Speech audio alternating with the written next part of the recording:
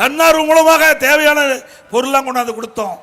அப்படி மக்களை பாதுகாத்த அரசாங்கம் அதிமுக அரசாங்கம். அது மட்டும் இல்ல, விவசாயிகள் கஜா புயல்ல கடுமையாக பாதிச்சுட்டாங்க. பாதிக்கப்பட்ட விவசாயிகள், நெல் பாதிக்கப்பட்டதா உரிய விலை கொடுத்தோம். கரும்பு பாதிக்கப்பட்டதா அல்லது மாமரங்கள் பாதிக்கப்பட்டதா, இப்படி ஒவ்வொன்றையும் பாதிக்கப்பட்ட விவசாயிகள் எல்லாம் அந்தந்த சேதத்தை கணக்கிட்டு முழு நிவாரணம் அளித்த ஒரே அரசாங்கம் அதிமுக அரசு. அந்த கஜா புயல் போது பல பேர் உயிரிழந்து விட்டார்கள். அப்படி உயிரிழந்த குடும்பத்திற்கு தேவையான நிவாரண தொகை வழங்கிய அரசாங்கம் அதிமுக அரசாங்கம். அது மட்டும் இல்ல, கஜா புயல் போது கால்நடை செல்வங்கள் இறந்து விட்டன.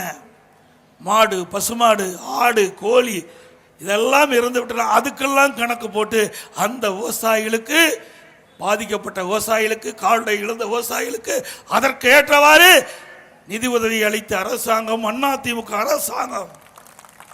அதேபோல மீனவர்கள் கஜா புயலால் வீடுகள் இழந்து விட்டார்கள். அப்படி வீடுகள் இழந்த அந்த குடும்பத்துக்கெல்லாம் கணக்கிட்டு சுமார் 6000 மீனவர்களுக்கு வீடு கட்டுகின்ற ஒரு திட்டத்தை கொண்டு வந்து அதையும் நிறைவேற்றுவதற்கு நாங்கள் முதல் கட்டமாக நடவடிக்கை எடுத்தோம். சுமார் 1300 வீடுகள் கட்டப்படும் என்ற அறிவிப்பை விட்டு கட்டப்பட்டு வந்தது வீடுகள். ஆட்சி மாற்றம் இன்றைய தினம் முடிவிட்டது. இன்னும் அந்த மீனவர்களுக்கு அந்த வீடு ஒதுக்கி தரல. அதிமுக ஆட்சிக்கு வந்தவுடன் கட்டப்பட்ட வீடுகள் உரிய மீனவர்களுக்கு வழங்கப்படும்.